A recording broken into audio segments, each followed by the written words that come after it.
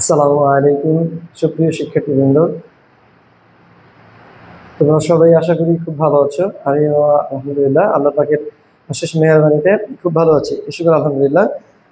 এই পর্যায়ে আমরা দেখো তোমাদের মাঝে আমি আবার চলে আসলাম আমাদের আংশিক ভগ্নাংশের লেকচার 2 নিয়ে। আমরা লেকচার 1-এ আমি বেসিক নিয়ে কথা বলেছিলাম, একদম বেসিক নিয়ে কথা বলেছিলাম। আজকে আমরা লেকচার 2-এ চলে আসলাম। লেকচার 2-এ আজকে আমরা দেখো বেসিক নিয়ে আলোচনা করার পরে আমরা বলেছিলাম যে বেসিক নিয়ে আলোচনার পরে আমরা একটা উদাহরণে চলে যাব। দেখো আমি একটা উদাহরণে চলে আসলাম আজকে সূত্রের প্রয়োগগুলো দেখানোর জন্য, এবং আমি বলবো এই যে আমি প্রথমে আজকে যে ম্যাথটা দেখাচ্ছি কুমিল্লা বোর্ড 2023-এর বোর্ড প্রশ্ন, এই প্রশ্নটা থেকে তোমরা আংশিক ভগ্নাংশের যে বেসিক কিছু রুলস আছে, মানে ওই ধরার পরের কিছু বেসিক রুলস আছে, যেই রুলসগুলো আমরা আজকে এই অঙ্ক দিয়ে শিখে ফেলবো। এরপরে পর্যায়ক্রমে অন্যান্য অঙ্কগুলো আসবে ইনশাল্লাহ। তো দেখো আমরা বেসিক নিয়মটা এখান থেকেই আজকে শুরু করব। এটা হচ্ছে আমাদের কুমিল্লা বোর্ড 2023-এর যে প্রশ্নটা আছে তার গ নম্বর প্রশ্নটা ছিল এরকম যে x² + 5 / 5x কে আংশিক ভগ্নাংশে প্রকাশ করো, যেখানে উদ্দীপকের ভিতরে p of x সমান দেওয়া ছিল x³ - 4x² + x + 6। এখন এটাকে আমাদের কি করতে হবে, এটাকে আমাদেরকে উৎপাদকে বিশ্লেষণ করে নিতে হবে, ঠিক আছে? তো এটাকে আমাদের উৎপাদকে বিশ্লেষণ পুরোটা যদি আমি করে নেই তাহলে আমার অনেক সময় লাগবে। এটাকে আমি উৎপাদকের বিশ্লেষণ আগে থেকে করে রেখেছি, তো তোমরা আশা করি এটাকে উৎপাদকের বিশ্লেষণ করতে তোমরা সবাই পারো। এটা একটা আলাদা টপিক এই অধ্যায়েরই, বাক্সেস উপপাদ্যের সাহায্যে। তো আমি এটা সরাসরি লিখে দিচ্ছি, ঠিক আছে? তো আমরা দেখো যখন শুরু করব, এখানে অ্যান্সার যখন শুরু করবো ইনশাআল্লাহ, সবাই মনোযোগ দিয়ে খেয়াল করো।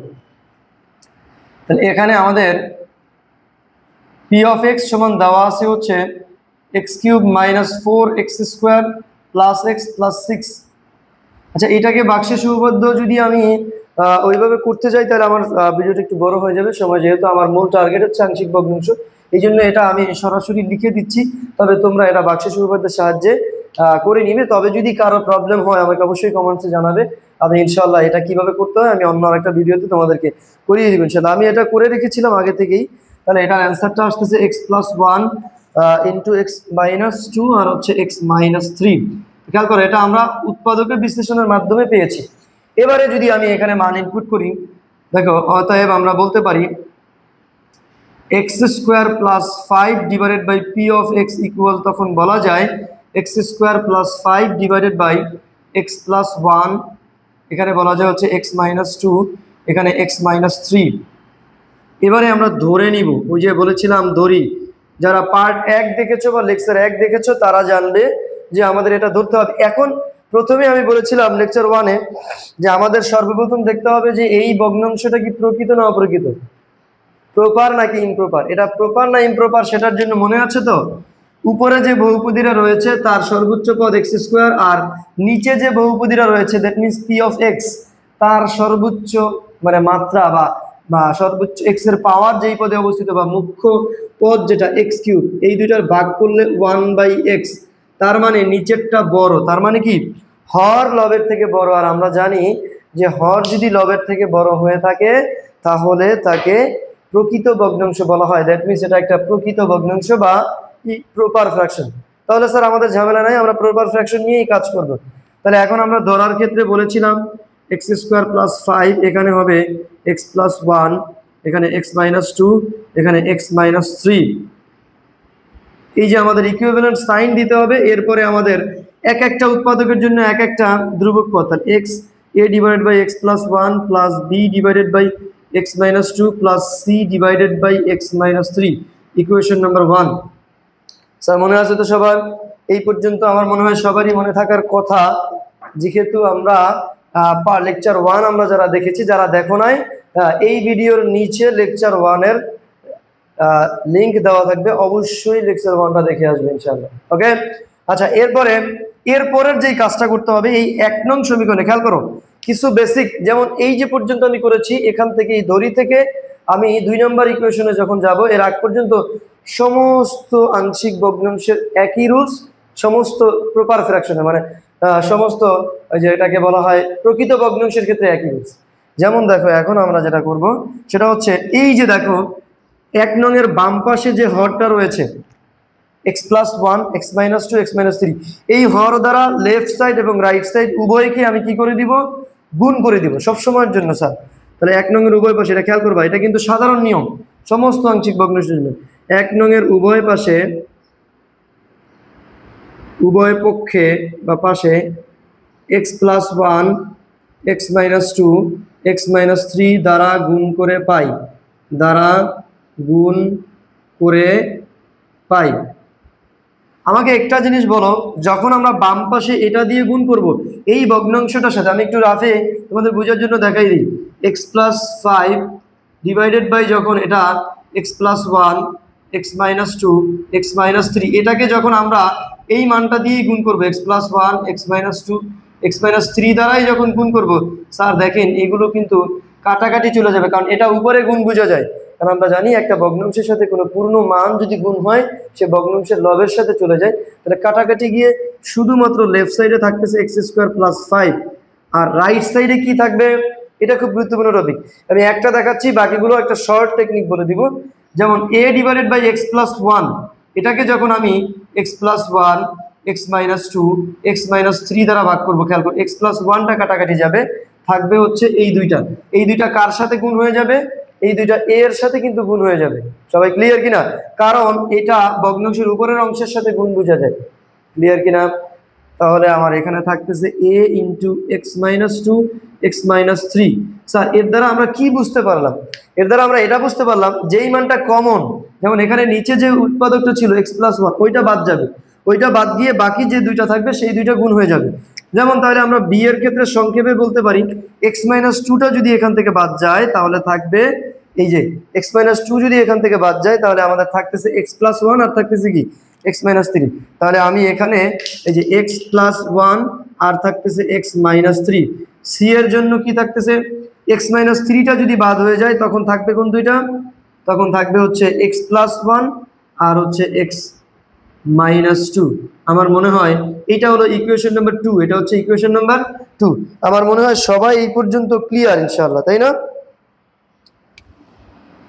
জি আলহামদুলিল্লাহ, সবাই এই পর্যন্ত ক্লিয়ার আমার মনে হয়।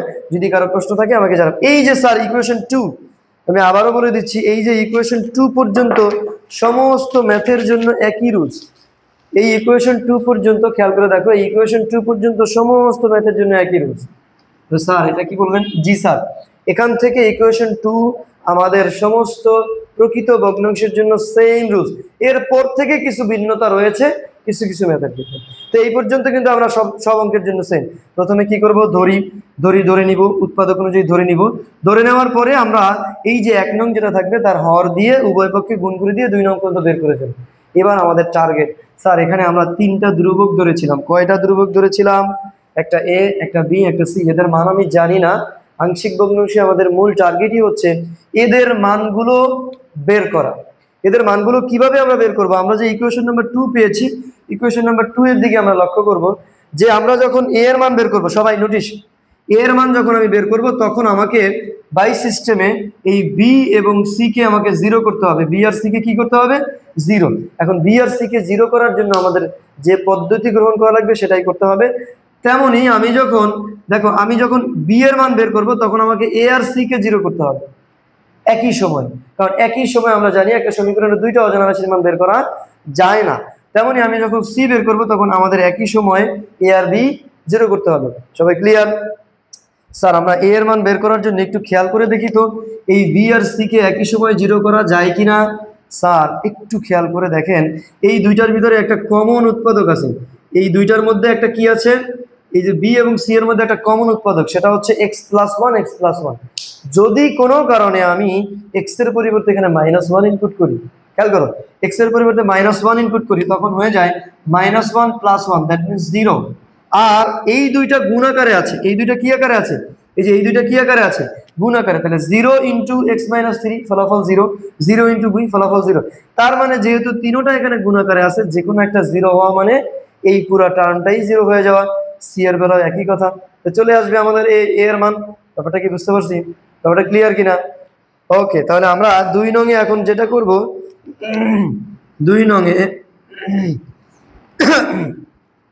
2 নং এ আমরা x = -1 বসিয়ে তো 2 নং এ আমরা x = -1 যদি বসাই, এখানে -1 এর স্কয়ার প্লাস 5, আর এখানে দেখো এখানে -1 বসাই দিই, -1 -2 -1 -3। স্যার এটা 0 হয়ে যাবে, আমরা জানি এটা আমরা সরাসরিও 0 লিখতে পারবো। আর যদি কেউ চাও যে এখানে মান বসে পরের লাইনে 0 লিখবা, কোনো প্রবলেম নেই, তবে এটা সরাসরি 0 লিখলে সমস্যা হবে না ইনশাআল্লাহ। আমরা সরাসরি 0 লিখে দেব ঝামেলা কম করার জন্য। এখানে দেখো আমাদের থাকতেছে 1 + 5, এখানে আমাদের দেখো এখানে কি হয়, এখানে হচ্ছে -3, এখানে হচ্ছে -4, দ্যাট মিনস এখানে হচ্ছে 6, আর এখানে গুণ হয়ে যাবে যখন মাইনাসে মাইনাসে প্লাস, আর 3 4 গুণে হচ্ছে 12, তার মানে 12a। তার মানে a ইকুয়াল কত আসতেছে, অতএব a ইকুয়াল আসতেছে 6/12, দ্যাট মিনস কাটাকাটি গিয়া 1/2। তাহলে আমরা কিন্তু অলরেডি a এর মান পেয়ে গেছি স্যার। এবারে আমাদের কাজ হচ্ছে বাকি দুইটার মান বের করা, বাকি দুইটার মান। এবারে আমি আবার 2 নং এ, আচ্ছা খেয়াল করো তো, বি এর মান বের করতে হলে এ আর সি একসাথে 0 করার জন্য কমন উৎপাদক জানি কোনটা, এ আর সি এর মধ্যে কমন উৎপাদক হচ্ছে x-2। তাহলে আমি যদি x এর জায়গায় 2 বসিয়ে দেই, তাহলে আমাদের এ এবং সি এট এ টাইম 0। ওকে, সবাই আশা করি বুঝে গেছো আগেরটার মতো। তাহলে আবার x = 2 বসিয়ে, x = 2 বসিয়ে, তখন আমাদের কিন্তু এখানে কি হবে, এই যে x² + 5, তখন এখানে হবে 2 এর স্কয়ার প্লাস 5, আর এখানে আমাদের হবে হচ্ছে, এখানে আমাদের হবে রাইট সাইডে a 0 হয়ে যাবে, b থাকবে। তাহলে b এ আমরা মান বসাই দিব। দেখো x এর জায়গাতে, সবাই একটু খেয়াল করবা, আমি লিখতেছি তো বোঝা যাচ্ছে না, তোমরা একটু পরে দেখলে বুঝতে পারবা। +0, এই যে দেখো আমি এখানে b এর জায়গায় x এর জায়গায় 2 বসাইলাম, 1 ছিল, x এর জায়গায় 2 -3, আর c তো 0। এবারে 4 + 5, এখানে থাকবে হচ্ছে 3, আর এখানে থাকবে হচ্ছে -1 ইন্টু হচ্ছে b, তার মানে এখানে হচ্ছে 9, আর এখানে হচ্ছে -3 ইন্টু b, তার মানে আমাদের 9/-3 ইকুয়াল হচ্ছে b। অর্থাৎ b ইকুয়াল আমরা বলতে পারি হচ্ছে, কাটাকাটি গেলে -3, কত বলা যায়, -3। তাহলে b এর মান পেলাম কত, আমি -3, a এর মান পেলাম কত, হাফ। এবারে c এর মান বের করার জন্য খেয়াল করো তো, c এর মান বের করার জন্য আমাদের এই দুইটাকে 0 করতে হবে। এই দুইটাকে 0 করার জন্য তাদের মধ্যে কমন উৎপাদক হলো x-3 x-4। ওকে, আচ্ছা আমি এখানে যে ম্যাথটা নিলাম কুমিল্লা বোর্ড 2023-এর, এটার ভিতরে নিচে 3টা উৎপাদক ছিল। আচ্ছা যারা এই 3টা উৎপাদক শিখবে, মানে 3টা উৎপাদক দিয়ে যারা এই আংশিক বংশ শিখবে, তারা কি এখানে 2টা উৎপাদক থাকলে পারার কথা নয়? অবশ্যই পারার কথা। সেই ক্ষেত্রে একটা স্টেপ কমে যাবে, এই যে এই 2টা স্টেপেই অঙ্ক শেষ হয়ে যাবে। কথা কি ক্লিয়ার কিনা?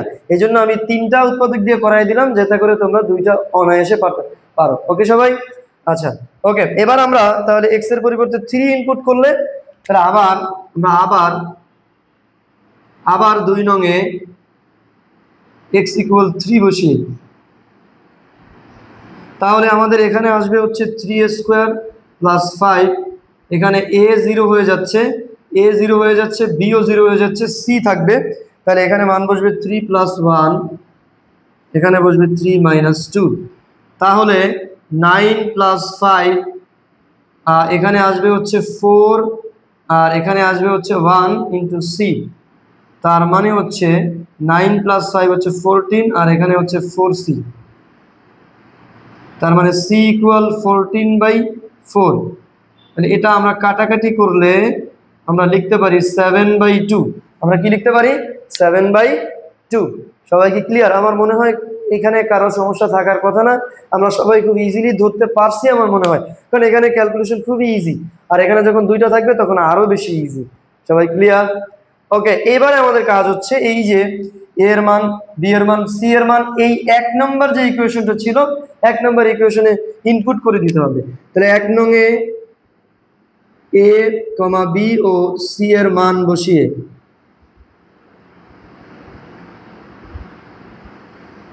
এক নং এর লেফট সাইড ছিল x² + 5, এখানে ছিল x + 1, x - 2, x - 3। আমাদের ইকুইভ্যালেন্ট সাইন এখানে ব্যবহার করতে হবে। a ডিভাইডেড বাই, স্যার এর জায়গায় কত বসবে? 1/2 ডিভাইডেড বাই হচ্ছে x + 1, প্লাস এখানে বসবে -3 ডিভাইডেড বাই x - 2, এখানে বসবে 7/2 ডিভাইডেড বাই x-3। এখন দেখো আমি এখন একটা সহজ কথা তোমাদেরকে বলে দিই এইখানে, সেটা হচ্ছে যদি এরকম ভগ্নাংশ থাকে, এই যে ABC এর মানটা ভগ্নাংশ আসে, এটাকে এখন করা যায়, এটাকে হাফ লিখে গুণ দিয়ে তারপরে 1/x+1, অনেক বড় ঝামেলা। এত সময় পরীক্ষা হলে আমাদের থাকবে না, এত প্রেশারও নেওয়া যাবে না। সো আমি সহজ কথা বলবো, এই যে ভগ্নাংশ যদি থাকে তার যে হরগুলো আছে টুক করে নিচে নামাই দাও। টুক করে নিচে নামাই দাও। দেখো আমরা টুক করে নিচে নামাই দিই, তাহলে 2 × x+1, এটা কোনো সমস্যা নাই। যদি এখানে শুধু একটাই ভগ্নাংশ থাকে, উপরে কোনো মান যোগ বিয়োগ না থাকে, তাহলে তুমি হরকে টুক করে নামাই দাও। আর যদি যোগ বিয়োগ আকারে কিছু থাকে, সেটা পরবর্তী অঙ্কে আসবে ইনশাআল্লাহ, তখন সেখানে একটু লসাগু করে পরে নিচে নামাবো। ওকে, আর এখানের এই মাইনাসটা এখানে প্লাসে মাইনাসে মাইনাস হয়ে যাবে, 3/x-2, এই 2 কেও টুক করে নিচে নামাই দিলে 7/2 × x-3। স্যার আলহামদুলিল্লাহ আমাদের অঙ্কটা এখানেই শেষ। আমার মনে হয় অঙ্কটা কোনো কঠিন ছিল না, বা এমন কোনো টার্ম এখানে ছিল না যেটা আমাদের বুঝতে প্রবলেম হবে। আমার মনে হয় তোমরা সবাই খুব ইজিলি বুঝতে পারছো আলহামদুলিল্লাহ। তারপরও যদি কোনো প্রবলেম থাকে, অবশ্যই আমাকে কমেন্টসে জানাইতে হবে যে স্যার আমি এই জায়গাটা বুঝি না, আমাকে আবার একটু বলেন, অথবা আবার একটা ভিডিও করেন, আমি ইনশাআল্লাহ অন্য একটা ভিডিওর মাধ্যমে দেখাবো। আর একটা ব্যাপার হচ্ছে এই জায়গাটা, এই যে উৎপাদক বিশ্লেষণটা অনেকের প্রবলেম থাকতে পারে, স্যার এটা কিভাবে করলেন, এটা মিডল টার্ম ব্রেক হয় না, বা আদর্শ দ্বিঘাত সমীকরণে যায় না। স্যার এটা বাক্সেস উপপাদ্যের সাহায্যে করা হয়েছে, এটা সম্পর্কে ডিটেলস আমি এখন যাব না। ইনশাআল্লাহ কমেন্টসে আমাকে জানাও যে এটা বুঝতে প্রবলেম আছে কিনা, তাহলে আমি তোমাদেরকে অন্য আরেকটা ভিডিওতে এটা সম্পর্কে বলবো ইনশাআল্লাহ।